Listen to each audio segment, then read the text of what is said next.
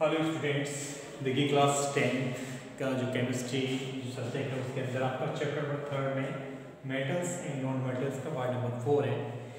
इससे मैंने part number 3 में मैंने आपको बताया था कि जो आपकी मेटल्स होती हैं उनकी फिजिकल प्रॉपर्टीज़ क्या है, यानी बहुत सी मेटल को हम किसी भी फिजिकल प्रॉपर्टी के आधार पर हम किस तरह को डिनोट कर सकते हैं। अब मैंने उसके बाद हमें बताना है आपको कि physical properties of non metals. अगला आज का हमारा जो टॉपिक है आपका है physical properties of physical properties of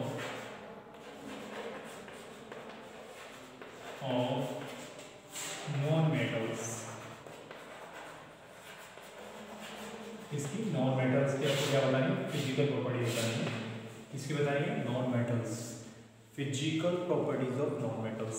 तो देखिए यहाँ आपको बताना है कि जो बहुत सी नॉन मेटल्स होती हैं जैसे कार्बन है, नाइट्रोजन है, ऑक्सीजन है, फ्लोरीन है और भी बहुत सी नॉन मेटल्स हैं। तो आपको क्या करना है कि इन फिजिकल प्रॉपर्टीज़ के आधार पर आप इन मेटल्स नॉन मेटल्स को आप आसानी से आइडेंटिफाई कर सकते हो। तो मैं यहाँ पे बहुत सी फिजिकल प्रॉपर्टीज़ बताऊँगा। देखिए सबसे पहले हम बात करें, नंबर फर्स्ट पॉइंट है आपकी स्टेट। देखिए सबसे पहले हम बात करेंगे स्टेट के बारे में कि आखिर जो नॉन मेटल्स होती हैं उनकी क्या क्या स्टेट होती है, उनकी क्या क्या अवस्थाएं होती हैं। तो देखिए सबसे non metals liquid gases, non metals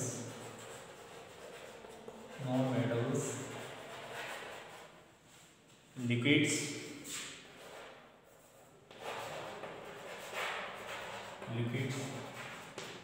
gases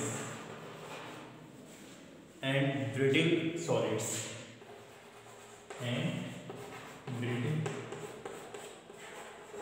solids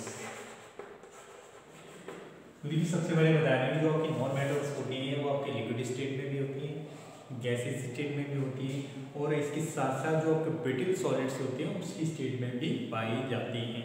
क्योंकि जैसे कुछ एग्जाम्पल कराते हैं, for example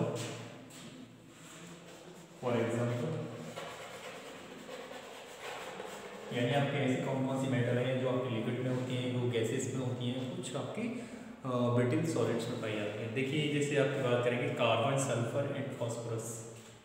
carbon, sulphur and phosphorus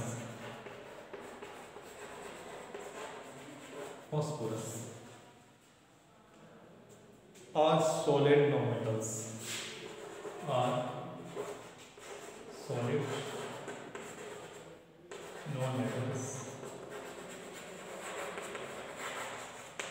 तो देखिए सबसे पहले बता रहे हैं कि जो आपके जैसे कार्बन है, सल्फर है, फॉस्फोर है, ये आपकी कैसे नॉन मेटल है, ये आपके सॉलिड नॉन मेटल होते हैं और इसके साथ साथ इनमें आपकी ब्रिटल वाली प्रॉपर्टीज पाई जाती हैं। ब्रिटल के कह सकते हैं, जैसे आप कह सकते हैं कि जैसे किसी भी जैसे कार्बन है, सल्फर है, फॉस्फोरस को जैसे आप किसी चीज़ में लोग आघात करते हैं तो इसके छोटे छोटे पार्ट में कन्वर्ट हो जाता है, छोटे छोटे पीस हो जाते हैं।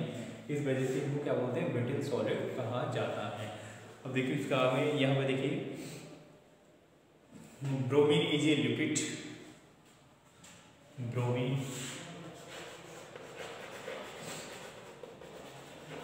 Is a liquid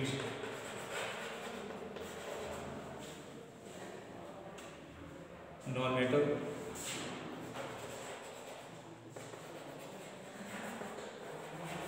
bromine is a liquid non-metal, whereas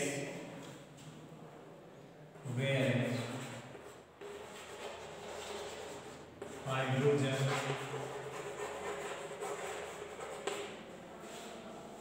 oxygen, nitrogen,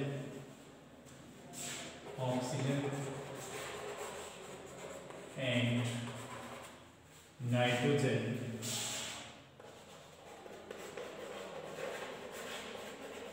are gaseous non-metals,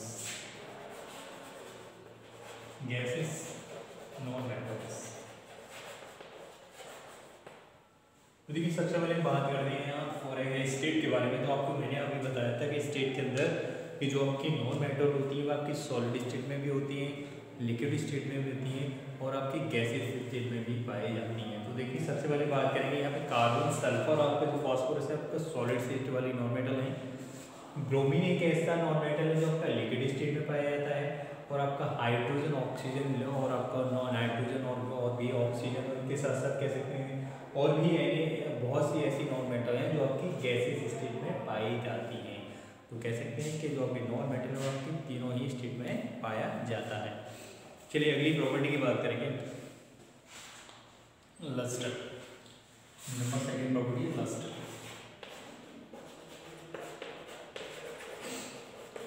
देखिए लस्टर की बात करेंगे यानी चमक, यानी आपको बताना है कि क्या नॉन मेटल में भी लस्टर पाया जाता है या नहीं। देखिए non metal do not have, non metal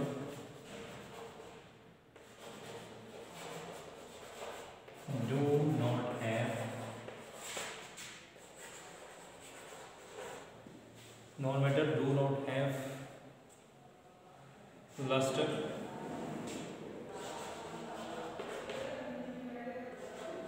यही नॉन मेटल में क्या होता है, लस्टर नहीं पाया जाता। क्या नहीं पाया जाता, नॉन मेटल में लस्टर नहीं पाया जाता है। ये तो करेक्शन कर लेते हैं, नॉन मेटल में क्या लस्टर नहीं पाया जाता है, उसमें चमक नहीं होती है।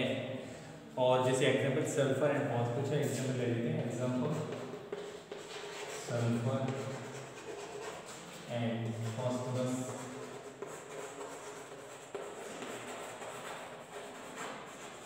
यानी कह सकते हैं कि नॉन मेटल में क्या नहीं होता, नॉन मेटल में कोई भी आपका लस्टर नहीं होता, कोई भी चमक नहीं होती। जैसे बात करेंगे सल्फर की बात करेंगे तो सल्फर में किसी भी प्रकार का लस्टर नहीं पाया जाता, फॉस्फोरस में किसी भी प्रकार का लस्टर नहीं पाया जाता। लेकिन इसके साथ साथ कुछ एक्सेप्शन भी दे सकते हैं, exceptions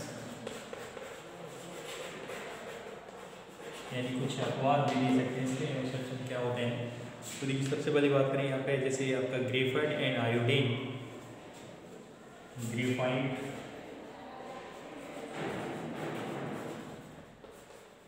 and iodine, graphite and iodine are non-metals, are non-metals। यानी ग्रेफाइट और आयोडीन क्या होते हैं, नॉन मेटल्स होते हैं। Having lustres, appearance, having lustres, lustres एपिरेंस।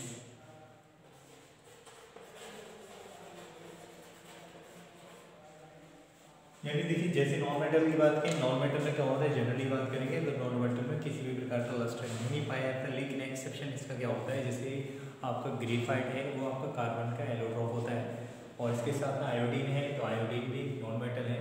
तो ग्रेफाइट आयोडीन क्या है, दोनों ही नॉन मेटल होती है, लेकिन इनमें क्या होता है, इनमें लस्टर पाया जाता है। लेकिन ये क्या है, नॉन मेटल का एक एक्सेप्शन कहा जाता है। क्लियर। और जनरली क्या होता है, किसी भी जो आपका जनरली नॉन मेटल में आपका लस्टर नहीं होता है। चलिए अगला है, अगली प्रॉपर्टी की बात करेंगे, hardness. Number third,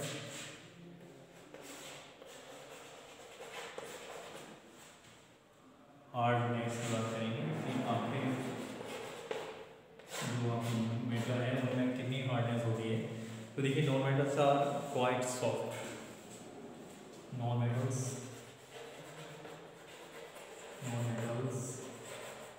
are quite soft होती है, क्वाइट कैसी सॉफ्ट होती है। जैसे एग्जाम्पल कुछ ले सकते हैं, सल्फर एंड फॉस्फोरस के एग्जाम्पल है, example sulphur and phosphorus, sulphur and phosphorus. यानी कह सकते हैं कि जनरली कह सकते हैं कि नॉन मेटल्स क्वाइट सॉफ्ट होते हैं। और जैसे बात करेंगे सल्फर और फॉस्फोरस क्या है, सॉफ्ट पाया जाता है। लेकिन कुछ एक्सेप्शन ही होते हैं। एक्सेप्शन की बात करेंगे, एक्सेप्शन क्या है,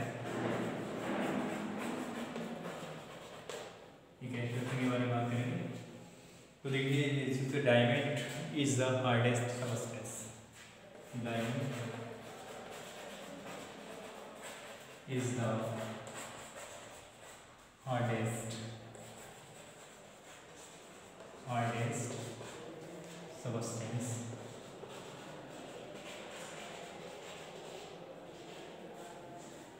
तो देखिए जनरली हार्डनेस की बात की नॉन मेटल में क्या हार्डनेस नहीं होती है, असल वो जो सॉफ्ट वाइट सॉफ्ट होती है लेकिन कुछ भी इसके साथ कुछ एक्सेप्शन की बात करेंगे, जैसे डायमंड है, डायमंड क्या होता है बहुत ही हार्ड होता है, क्या होता है बहुत ही हार्ड होता है, इसमें और नॉन मेटल की कंपनी बात करें तो सबसे हार्ड क्या है डायमंड होता है, क्या होता है डायमंड होता है। तो कह सकते हैं ये इसका क्या है एक एक्सेप्शन है, इसका नॉन मेटल का एक्सेप्शन होता है। क्लियर। चलिए उसके बाद अगले हैं आप लोग चाहें कि इसका एक स्क्रीन शॉट ले सकते हैं जिससे आप एक्सप्रेस कर सकते हो, आप नोट भी कर सकते हो नोटबुक के अंदर कि आखिर किस तरह से इसकी प्रॉपर्टी को एक्सप्लेन किया जा सकता है। चलिए मैं इसको हटा देता हूँ।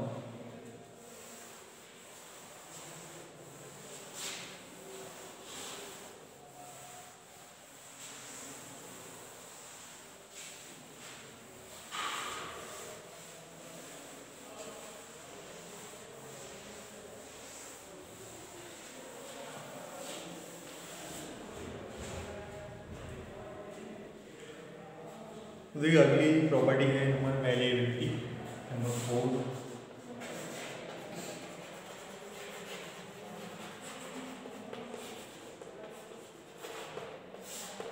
मैलिएबिलिटी यानी मैलिएबिलिटी की बात करेंगे, आखिर जो आपका नॉन मेटल्स होती हैं वो किस प्रकार से मैलिएबिलिटी पाई जाती है, उनके अंदर कैसी मैलिएबिलिटी होगी।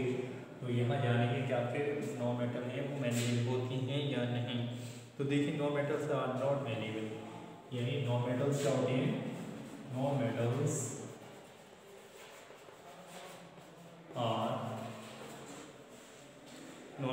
Are not malleable,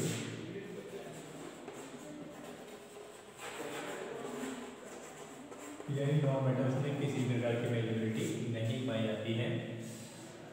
they can not be beated, they can not B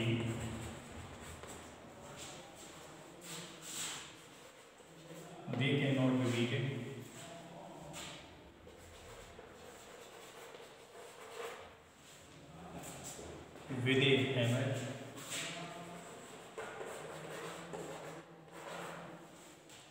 with a hammer,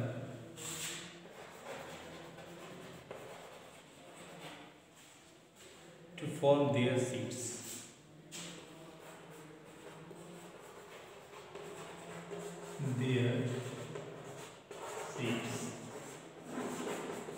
तो देखिए यहाँ बताया गया कि non metals are not variable, यानी नॉन मेटल्स में किसी भी प्रकार की वेरिएबिलिटी नहीं होती। They can not be beated with a hammer to form their sheets, यानी जब कह सकते हैं कि जब किसी भी नॉन मेटल को आप क्या करते हैं हैमर से बीट करते हो तो वह किसी भी सीड में कन्वर्ट नहीं हो सकती। तो कह सकते हैं कि वो आपको उसमें वेरिएबिलिटी नहीं पाई जा रही है, यानी जब किसी नॉन मेटल को हैमर करते हैं तो वो क्या है छोटे छोटे पीस में डिवाइड हो जाती है, लेकिन वो सीड में कन्वर्ट नहीं हो सकती। तो कह सकते हैं कि उनके अंदर वेरिएबिलिटी नहीं है। चलिए अगला है, अगली प्रॉपर्टी है आपकी नंबर 5, डक्टिलिटी।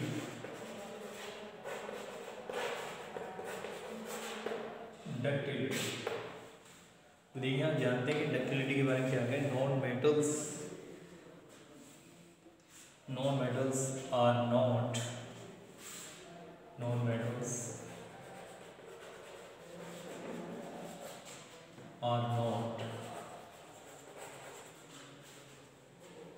ductile,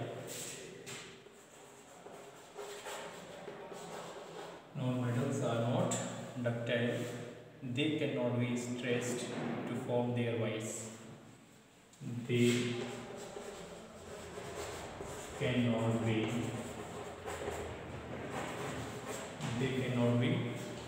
stressed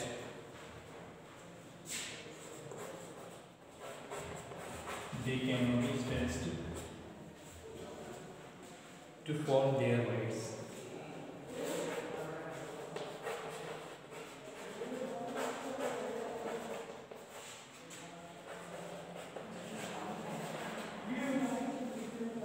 तो देखिए अगली प्रॉपर्टी बताएगी डक्टिलिटी के बारे में कि नॉन मेटल्स आर क्या होती हैं, are not ductile, are not, यहाँ से कर सकते हैं नॉट डक्टाइल, ऐसे कर सकते हैं इसको, यानी जो नॉन मेटल्स होते हैं they are not metals not ductile,